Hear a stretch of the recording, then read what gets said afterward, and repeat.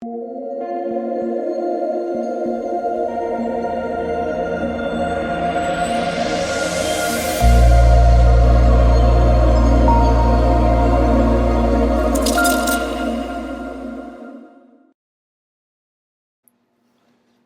what is going on, guys? It's DK. Back at you with another video here, tweeting the 3-game NBA main slate on Sunday. Before I get into the video, if you guys are new to the channel, my name's DK. I make daily videos breaking out NBA, NFL, PGA, and esports. Daily fantasy sports sites. If you guys are interested in NFL content, I do already have an early look video up for week 1. Also have a breakdown going more in depth for all the running backs from week 1, and then I will have a video for the wide receivers coming up later tonight, so be on the lookout for that. Currently, right now at 4.53 thousand subscribers, the easiest way to support me, since all the content is free, is hit the like button, hit the subscribe button if you haven't already, and hit the notification bell just so you know when I upload videos, you know when I go live. A lot of content coming out here with NFL coming up. Also, if you guys cannot watch the YouTube videos, I do upload on Apple Podcasts.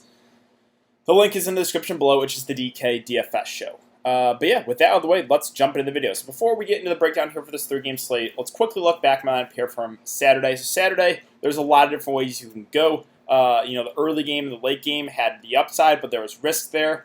So I went basically with a stack of the late game. No surprise here that SGA chalk is busting.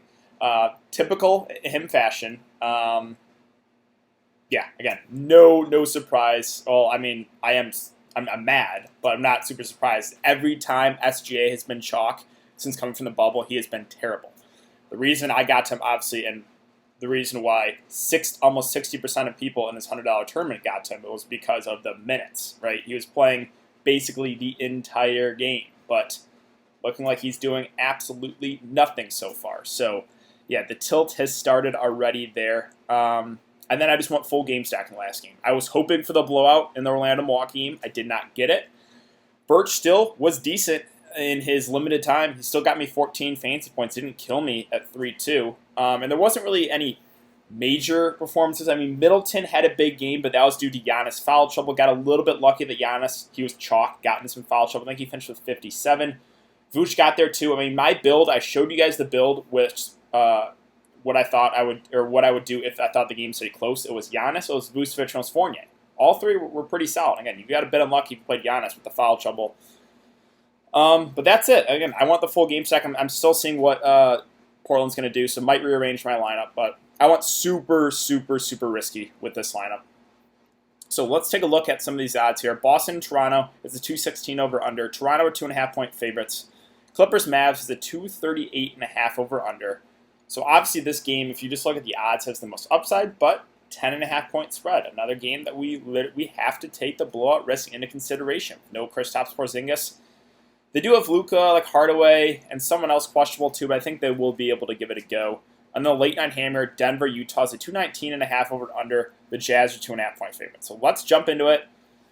We'll start with center. So center, I should just say this slate in general is a little bit ugly. The prices are up on a lot of people. Not a lot of great value in my opinion.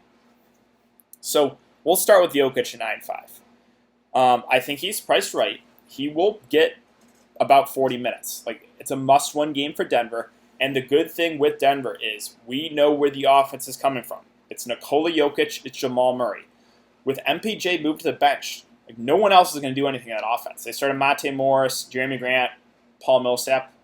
They're not going to do a whole lot offensively. It's Jokic, it's Jamal Murray in the pick and roll. So, and they're going to play basically the whole game. If they fall behind, like, Jokic and Murray will play over 40 minutes, no doubt. So I think Jokic looks solid for that reason. And if you look at the other centers on the slate, it is ugly. So kind of by default, I guess he stands out. Like, again, I think he's priced right, but really, like, am I going to pay 7-8 for Gobert? I am not. Like, I would just rather get to the upside there with Jokic for a couple $1,000s more. I'm not going to pay 6-2 for Ibaka. I know he's been unbelievable, but that was against Brooklyn.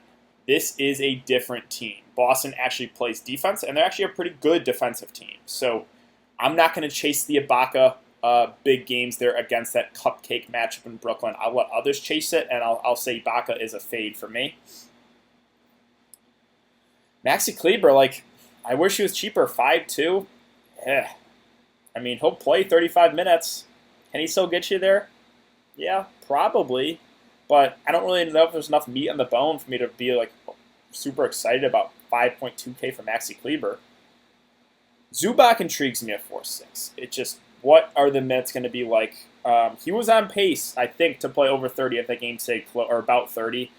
It just literally on a game-to-game basis. 18, then 30, then 22, and I think he was on pace for close to 30 that last game if it didn't blow out. So if he gets close to 30 minutes, I think he's a really good play for his price. But you just cannot trust Doc Rivers right now at the moment, and there's no Porzingis, which, if this game stays close, they could just run small ball there at the end, which obviously worries me a bit with Zubac in his minutes. Montrezl Harrell's at 4.4. He had a good game. That was basically all in garbage time. So I think I'll let others chase that 37 fantasy point game. Now, I do like playing Montrezl Harrell, but right now, the minutes are not there on him. In a close game, he's going to play about 18 minutes. Now, if you're taking the blowout factor, if you think this game blows out, then yeah, Montrez looks decent because he will play in the blowout. Like, he basically played almost the entire fourth quarter there. Daniel Tice is not a guy I'm excited about, but there is not a lot of value on the slate. We're probably going to get 25-ish minutes from Tice. It's a bad matchup against Toronto, but at 4.3 for a big man, I think he's in play. Just because if you look at the entire slate, there's not a lot of value at all. Boban's price is up at 4K. I still think he's viable. You're not going to get huge minutes out of Boban. I would say around 15. He does have upside, though. Like, he's a guy that can get you like 25 fantasy points in 15 minutes. So I have interest in Boban. Again, with a slate that has very, very little value, I think he is definitely in play here. Cantor is a risky option at 3.7. How many minutes he's going to play? He played more, I think, due to the matchup against Embiid. Will they play him against Ibaka? I don't know. So, really, really risky one because Brad Stevens does not like playing Enes Kanter.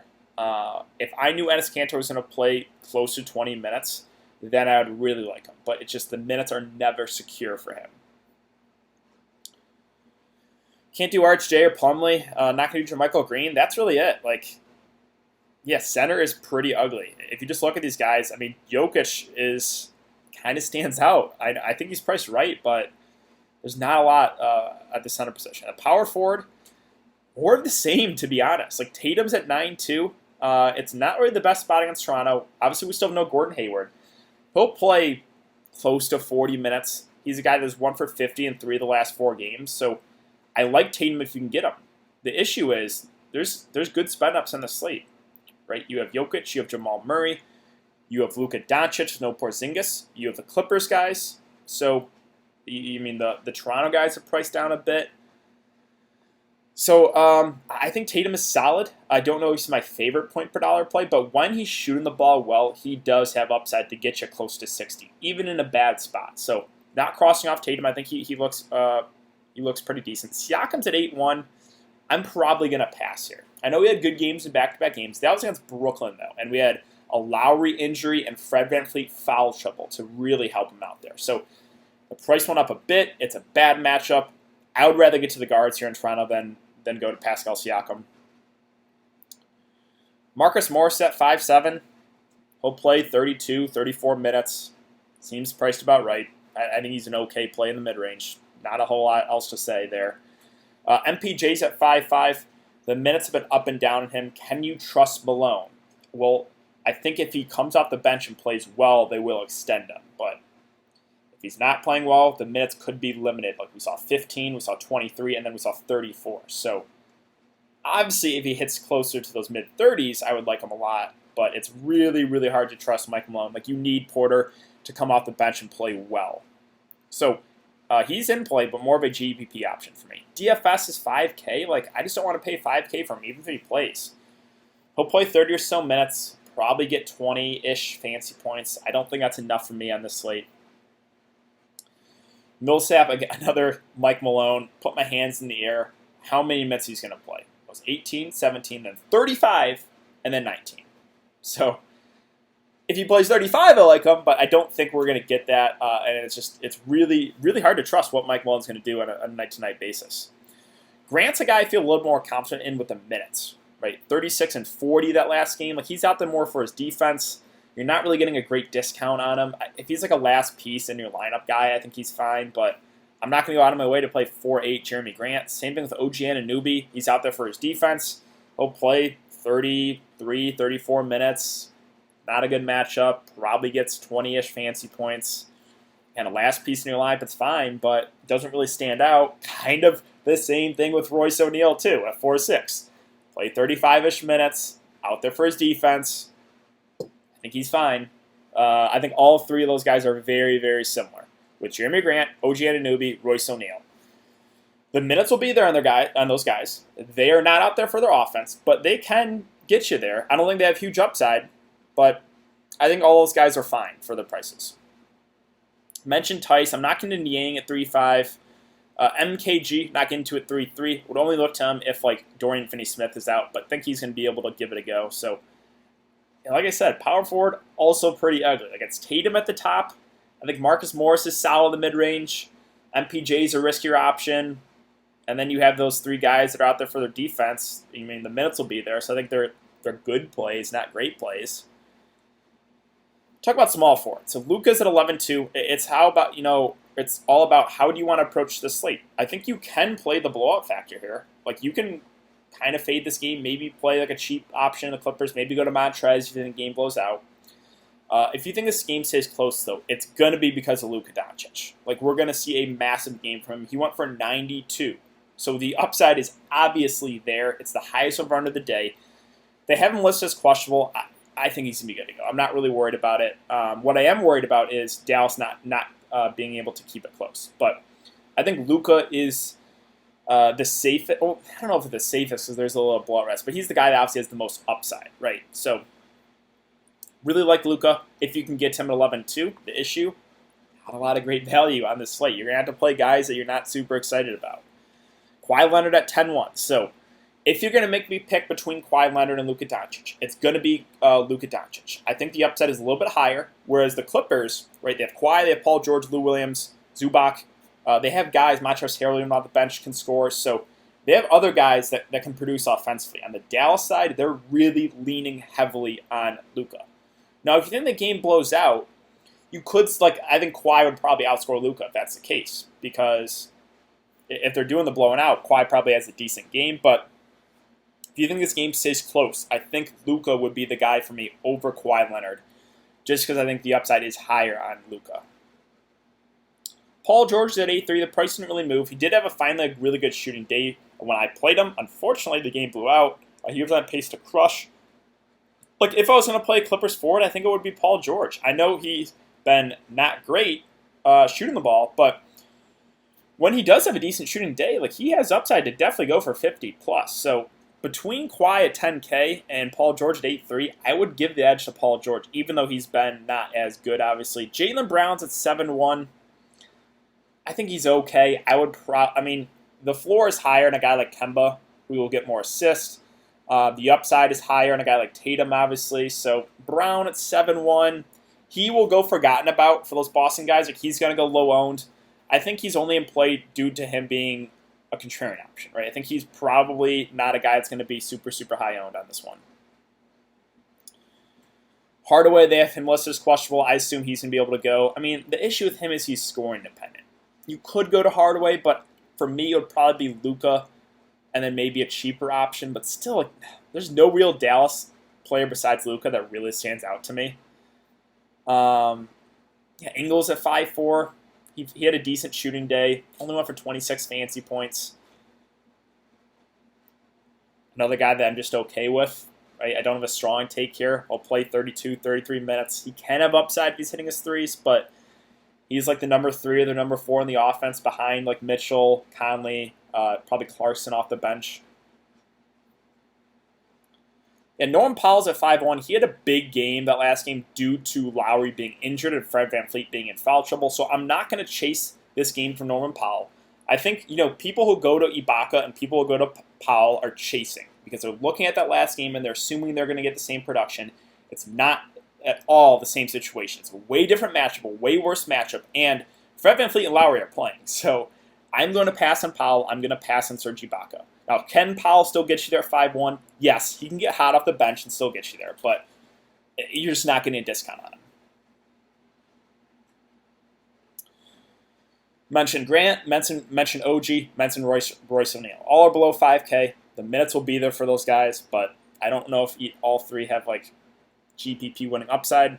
Shamet and Reggie Jackson are viable here only if Pat Bev is out. The minutes have been like low to mid 20s for these guys, and the value sucks on the slate. So I don't really want to play Shamet. I don't really want to play Reggie Jackson, but if Pat Bev's out, I think like they're two like the only playable guys under 4K on the slate.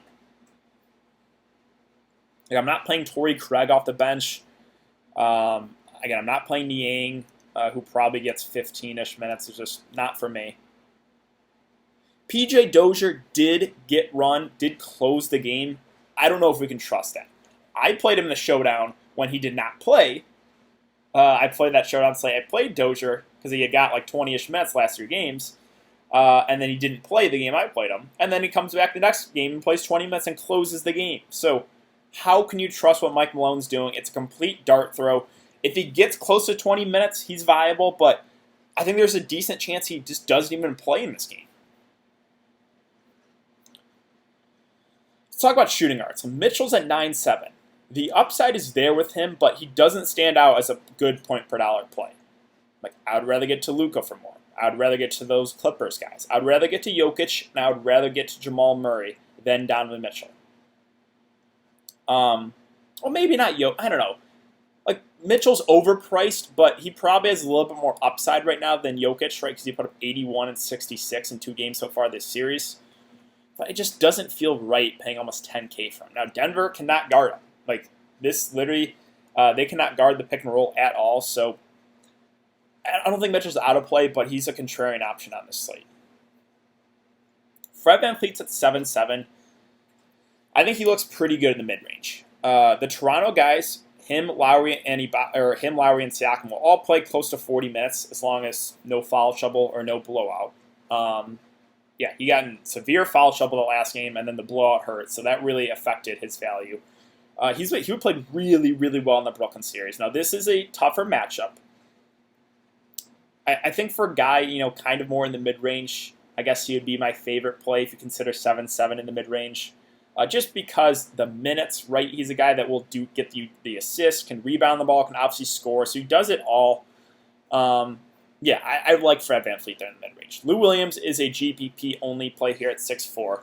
Obviously, the blowout hurt him that last game. He's a guy that does have 40, 50 fantasy point upside, though. So the upside is there on a guy like Lou. It's just he's been a little bit more up and down this series. So it's a tricky one. I like him as a GPP play because we know the upside is massive, but also the floor is somewhat low because he's playing alongside a lot of high-usage guys. I think the ownership does drop significantly on Lou Williams after that last game, so I don't think a lot of people get him. But, again, in the mid-range, he's the guy that has the most upside for sure. Smart at 5.6, the minutes will be there, but the upside isn't really too high. I think he's okay. If he's like a last piece in your lineup, again, I'm fine with Marcus Smart. Mention Ingles. Clarkson off the bench is a GPP play. Very, very scoring dependent. I mean, we have a healthy Conley, a healthy Mitchell. I don't think he's out of play, but like for me, I would probably rather get to Lou Williams for a little bit more. I think the upside is higher in Lou compared to Clarkson. If you're going for that riskier high upside play, but if you can't get to Lou Williams, I'm okay with Clarkson. I don't think he's the best play, but he's a guy that if he's shooting the ball well, can go for 30 plus.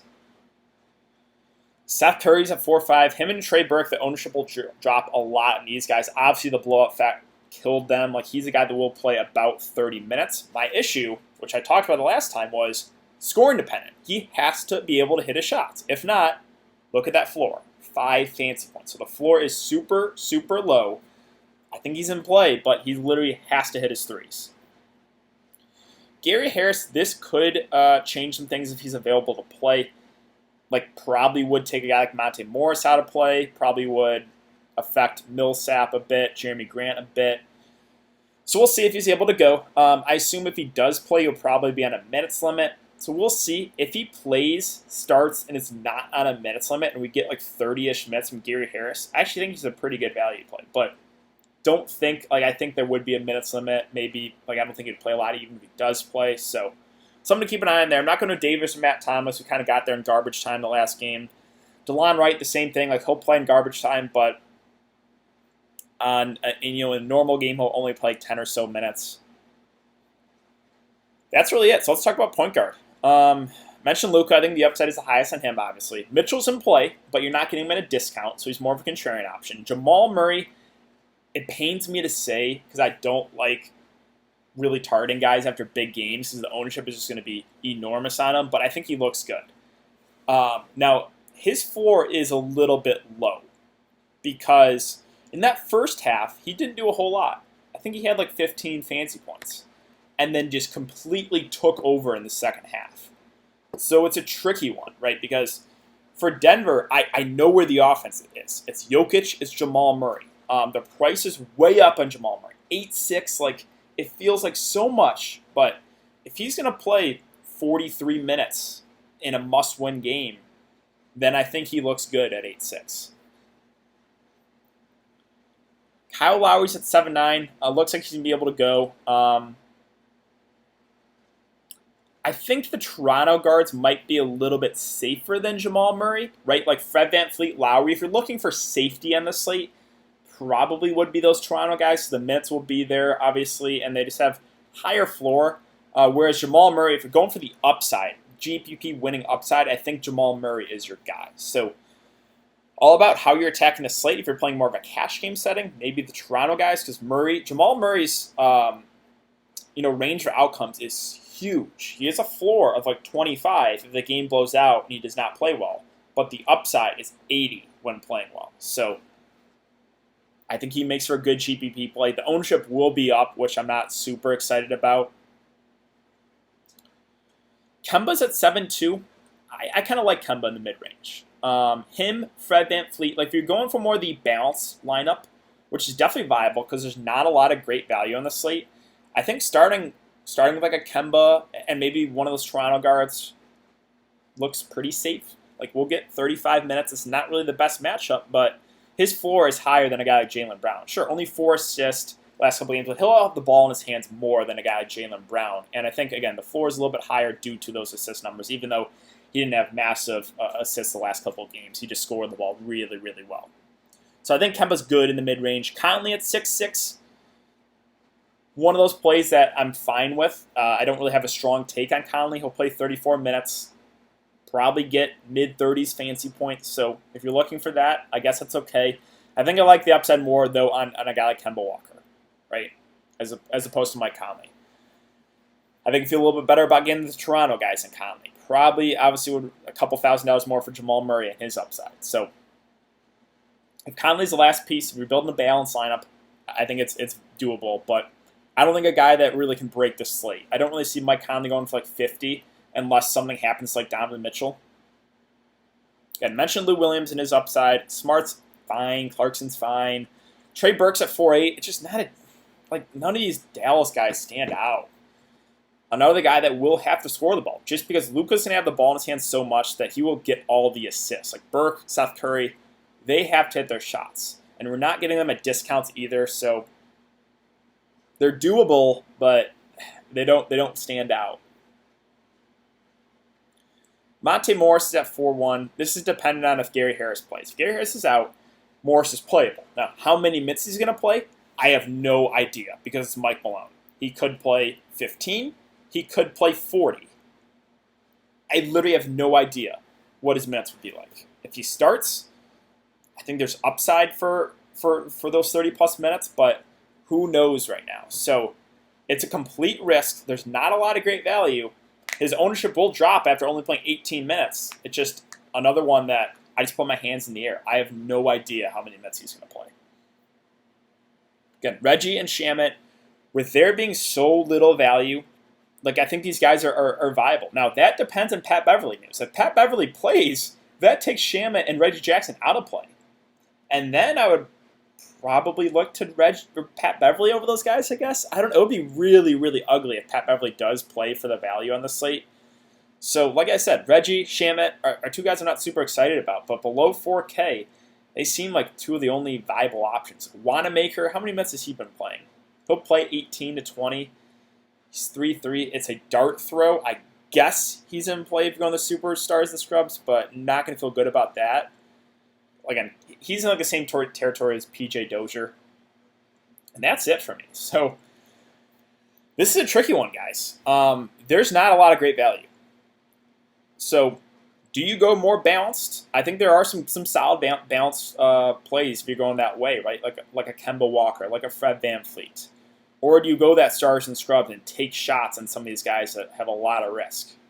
So if I was going that stars and scrubs lineup, I would probably go with a guy like Luka Doncic.